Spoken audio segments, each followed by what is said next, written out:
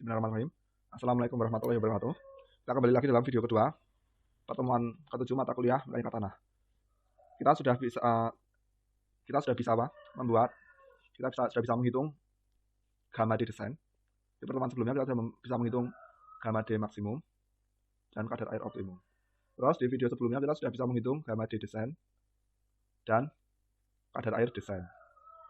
Nah, terus kita sudah bisa menspesifikasikan pemadatan. Kita sudah bisa memilih alat, jumlah lintasan, kedalaman lapisan. Nah, setelah spesifikasi pemadatan, kita melakukan proses pemadatan di lapangan. Nah, setelah proses pemadatan di lapangan selesai, kita kontrol kepadatan lapangan, apakah sesuai desain atau tidak. Tujuannya itu, mengontrol kepadatan apakah sesuai dengan desain atau tidak. Nah, untuk mengetahui kepadatan di lapangan, biasanya dengan ada dua cara besar. Secara garis besar ada dua cara. Pertama, kita ukur berat volume kering. Yang kedua, kita ukur kekuatan tanah. Kita kasih tekanan, terus kita hitung deltanya. Kita kasih kekuatan, kita kasih tekanan, kita kasih gaya, terus kita ukur deltanya. Nah, kalau di sini yang diukur deltanya, penurunannya, penetrasinya. Nah, kalau yang di sini yang diukur gamanya, kepadatannya, gamma D-nya. Nah, secara umum ada dua.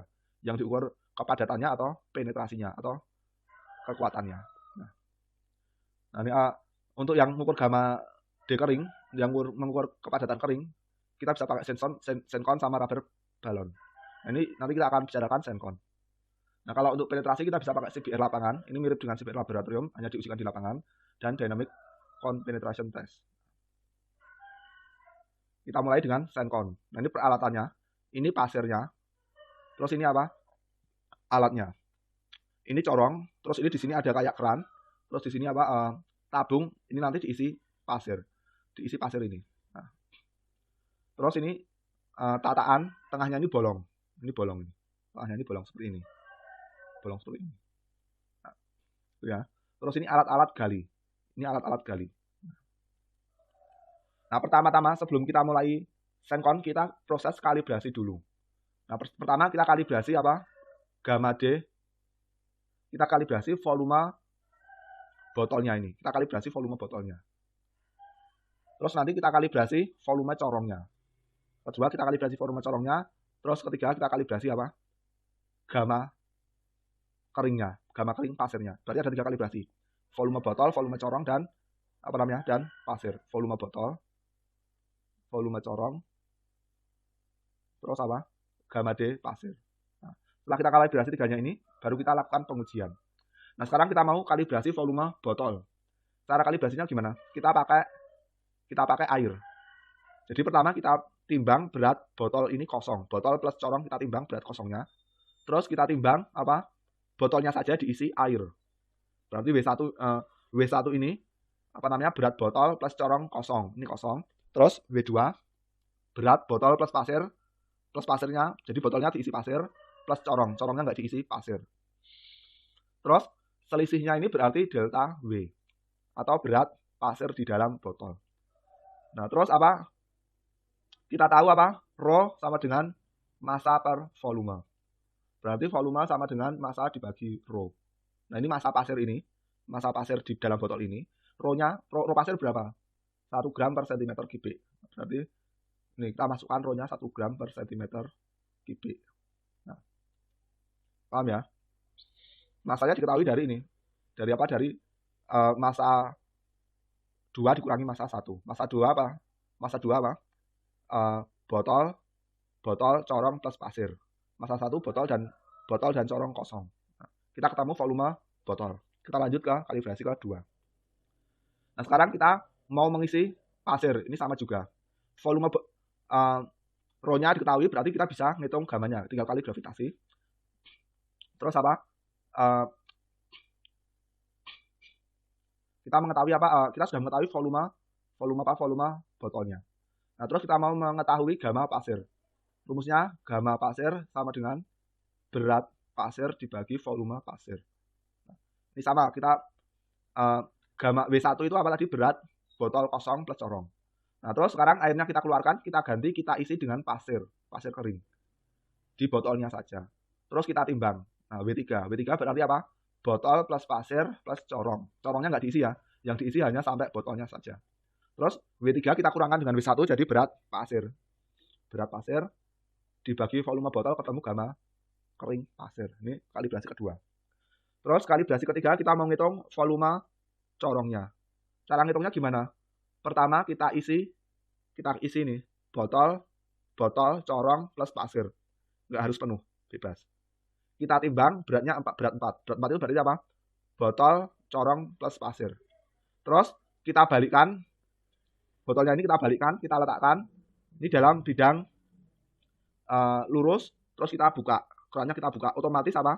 Pasir di atas ini akan turun ke bawah. Setelah muka tanah ini konstan, kita tutup, kita ambil botolnya ini, kita timbang. Berarti selisih berat sebelum pengujian dengan setelah pengujian adalah berat pasir yang mengisi corong. Nah, paham ya? Kita tadi sudah tahu gamma sen, terus kita tahu dari sini selisihnya ini dan ini, W5, W4 min W5 itu pasir dalam corong, berarti kita bisa tahu volume corong. Tinggal dibalik. Paham ya? W4 min W5 itu berat pasir dalam corong. Kita tahu gamma sennya dari pengujian sebelumnya, terus kita bisa tahu volume corong. Nah, setelah selesai 3 kalibrasi, kita siap melakukan apa? Pengujian senkon. Nah, caranya gimana? Kita cari lokasi yang mau diuji di lapangan. Terus permukaannya kita ratakan, jangan sampai berunjang-unjang gini. Permukaannya kita ratakan. Kita bersihkan dari plastik, dari rumput-rumput, kita bersihkan, kita ratakan. Terus kita letakkan platnya ini, plat yang bolong tengahnya tadi. Kita letakkan di permukaannya. Plat yang bolong tengahnya ini kita letakkan di permukaannya. Terus kita gali sehingga kira-kira membentuk silinder. Nah, galiannya ini jangan sampai hilang. Galiannya ini diplastiki, diberi wadah. Galian tanahnya ini jangan sampai hilang. Jangan sampai tercecer, diberi wadah. Nah, setelah kira-kira bentuknya silinder ini, lubangnya bentuknya silinder. Nggak harus silinder sempurna, tapi kira-kira aja. Terus apa? Tanahnya ini, setelah selesai digali, tanahnya ini ditimbang. Berat tanah galian. Saya tulis tanah galian. Terus diuji kadar airnya. Nah, terus kita siapkan botol, corong plus pasir yang sudah ditimbang. W mula-mula. W pasir mula-mula. W pasir dalam ini mula-mula. Terus kita telungkupkan ini, corongnya dipasang lubang. Terus ini kita buka. Dia akan turun sampai memenuhi rongga plus corong. Atau ini 1 B0 aja biar mudah. Rongga plus corong. Setelah ini selesai turun, setelah ini konstan, mandek, berarti artinya apa? Artinya tanahnya sudah memenuhi semua corong plus lubang. Paham ya? Nah, terus setelah selesai kita tutup ini, kerannya jangan lupa kita tutup, kita ambil, kita timbang. W1. Nah, delta W atau W1, W0 min W1 adalah berat tanah di dalam, berat pasir di dalam corong plus berat pasir di dalam lubang. Nah, paham ya? Nah, setelah kita tulis ini, setelah kita timbang W1, kita cari berat pasir di dalam corong. Caranya gimana? Kita tadi dari proses kalibrasi sudah punya volume corong. Terus sudah punya gamma pasir. Nah, berarti apa? Berat pasir di dalam corong bisa kita tulis. Ini berat pasir di dalam corong, berarti gamma pasir dikali volume corong. Ini ketemu. Setelah ini ketemu, berarti ketemu berat pasir di dalam lubang. Nah, paham ya? Berarti ketemu berat pasir di dalam lubang sama dengan delta W dikurangi berat pasir di dalam corong. Nah, ketemu ya? Nah. Terus, setelah kita tahu berat pasir di dalam lubang, kita mau mengkonvert volumenya lubang. Caranya gimana? Kita sudah tahu gamma pasir. Nah, volumenya gimana berarti? Volume lubang sama dengan berat pasir di dalam lubang dibagi gamma pasir. Ketemu volume lubang. Ketemu volume lubang yang kita gali. Nah, terus dengan ini ketemu gamma B tanah. Gamma B tanah sama dengan berat tanah galian dibagi volume lubang. Nah, paham ya? Nah, terus dari gamma B ketemu gamma D, kepadatan tanah di lapangan. Caranya gamma B 1 plus kadar air yang kita uji tadi. Nah, ketemu kepadatan di lapangan. Terus kita cari relative compaction. Gamma D lapangan dibagi gamma D maksimum dari uji Proctor. Sudah selesai. Paham ya? Nah, ini apa? Contoh pengisian formulir uji Sencon. Nah, tadi apa? Selain kita ngukur gamma D, ngukur kepadatan, bisa juga dengan ngukur gamma D, bisa juga dengan ngukur deformasi atau ngukur kekuatan tanah. Nah, sekarang kita akan membahas tentang CBR lapangan, California Bearing Ratio lapangan. Prosedurnya sama dengan apa? Mirip ya, bukan sama. Mirip dengan laboratorium, hanya saja alatnya kita pakai di lapangan seperti ini. Nah, ini apa alat bebannya ini kita bawa di lapangan, terus ini apa ini? Sama ini arloji untuk mengukur deformasi, ini arloji untuk mengukur apa? Mengukur tekanan. Nah, ini sama juga. Kita catat apa namanya? Gaya dan deformasinya. Kita tekan deformasinya berapa, kita catat, kita tekan tambahan deformasinya berapa, itu terus-menerus kita catat. Nah, prosedurnya nggak jauh beda. Nah, ini contoh hasil tabelnya ini. Ini penurunannya berapa, pembacaan arlojinya berapa, bebannya berapa, dan seterusnya. Kita catat. Terus nanti kita cari nilai CBR-nya. Nah, ini sama juga. Ada CBR yang perlu dikoreksi. Ini grafiknya kalau dia pertama landai terus naik, itu perlu dikoreksi.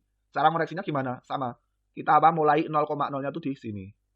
Nah, kalau yang ini tidak perlu dikoreksi, yang atas ini nggak perlu. Nah, ini ya.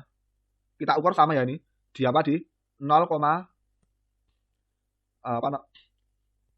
di 2,54 mm atau 0,1 mm, 0,1 inci dan 0,2 inci. CBR 0,1 sama CBR 0,2-nya. Ini sama pengukurannya. Nah, selain ada CBR, ada juga Dynamic Compenetration Test atau DCP test. Nah, ini cara pengujiannya gimana? Di bawah ini ada konus. Ini ada konus. Terus ini ada beban palu. Nah, palunya ini diangkat ke sini, dijatuhkan bebas. Dia akan memukul konusnya hingga masuk kedalaman tertentu. Satu kali pukul dicatat terus. Pukulan versus apa? Versus kedalamannya kita catat. Pukulan versus kedalaman penetrasi kita catat. Nah, cara ngujinya ini diangkat, tarik hingga mentok sini, dilepaskan ya, jangan dilemparkan. Ditarik, dilepaskan, jatuh bebas, jangan dilemparkan. Nah, cara pengujiannya cuma seperti itu. Tarik, lepaskan, angkat, lepaskan. Ini nanti menekan ke bawah. Nah, ini apa? Detail alatnya seperti ini. Ini biasanya dilakukan oleh lab transportasi atau lab bahan transportasi, lab perkerasan. Kalau di lab geoteknik, DCP jarang biasanya. Tapi mungkin ada lab tertentu yang juga nguji DCP. Nah, tapi kalau di lab kita kayaknya nggak ada DCP. Di lab geoteknik. Di lab transport mungkin ada. Nah, ini apa? Hasilnya. Nah, ini milimeter per pukulan. Dia penetrasi berapa milimeter tiap pukulan, terus ini kedalamannya. Jadi kedalamannya ini nggak terlalu dalam. Hanya sekitar berapa ini? 1 meteran kedalaman. Dari 10 cm sampai 1000 cm. Dari 10 mili sampai 1000 mili. Ini cuma sekitar 1 meteran. Ini nggak terlalu dalam. Kalau SPT sonder itu bisa sampai dalam. Ini hasil tes DCP. Nah, ini hubungan DCP dan CBR dihubungkan, dikorelasikan. Misalnya DCP-nya berapa milimeter pertumbuhan, nanti nilai CBR-nya berapa, itu hanya korelasi ini. Hanya korelasi biasa. Nanti tabel hitungannya. Nanti dihubungkan dengan CBR. Nanti tadi hasilnya kumulatif tumbuhan, 10 kali tumbuhan sekian, 50 kali tumbuhan sekian, dan seterusnya. Ini DCP. Nah, setelah itu ada juga plate bearing load test. Kalau ini biasanya digunakan untuk apa? Untuk mencari kapasitas dukung tanah. Digunakan untuk mencari kapasitas dukung tanah. Atau bisa juga digunakan untuk mencari apa namanya? Koefisien subgrade. Mencari koefisien subgrade. Cara kerjanya ini gimana? Ini sama cara kerjanya. Jadi kita punya plat, ini tampak atas, plat bundar atau plat bentuknya seperti fondasi. Terus ini apa? Ngukur penurunan. Terus ini kita kasih beban. Ini kita kasih beban. Kita tekan, terus kita cari, mungkin gini ya gambar grafiknya.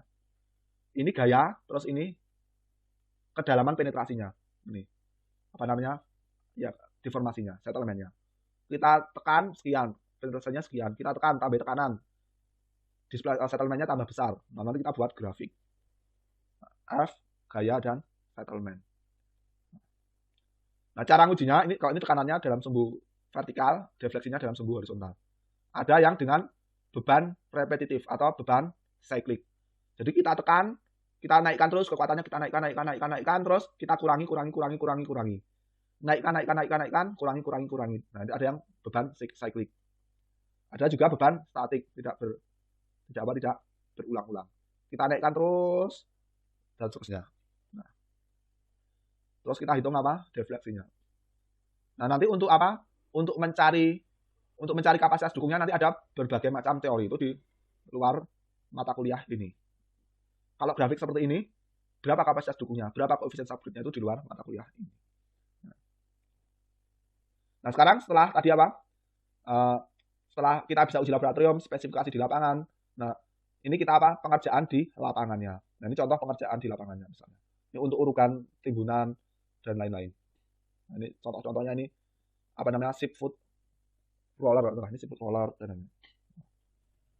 Nah, ini kalau salah ini segmen roller. Ini contoh pengerjaannya. Nah, ini juga ini. Nah, ini kita sudah berakhir kuliah kita pada pertemuan ke-7. Nah, nanti apa? Setelah ini kita UTS. Nah, diharapkan meskipun dalam babah ini adik-adik diharapkan belajar ya. Nah, diharapkan belajar dan nanti UTS jangan nyontek. Nah, jika saya ada kesalahan selama kuliah ini, saya minta maaf soalnya karena setelah ini akan dosen pengampunya ganti, bukan saya. Ya. Kita akhiri. Wassalamualaikum warahmatullahi wabarakatuh.